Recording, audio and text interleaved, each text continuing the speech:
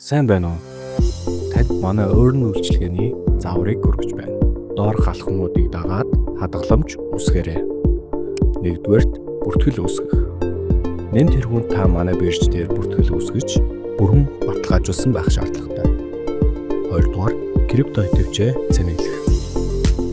Wallet зэс рүү орон deposit,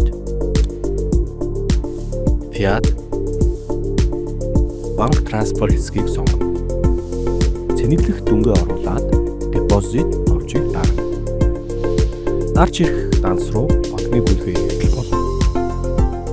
Гуравдугаарт coin худалдаж авах. Threads рүү орж earn хийх боломжтой coin-оос сонгон худалдаж авах. Жишээ нь USDT, Bitcoin, Ethereum гэх мэт. Дөрөвдүгээр earn хэсэгт хадгаламж хийх. Coin худалдаж авсны дараа earns руу орж хадгаламжийн боломжуудыг шалгана. Staking, flexible savings, fixed savings гэсэн гурван төрлийн сонголт байна. Хэрв эдгээрийн ялгааг мэдхийг хүсвэл тайлбар хэсэгт дэлгэрэнгүй оруулсан байна.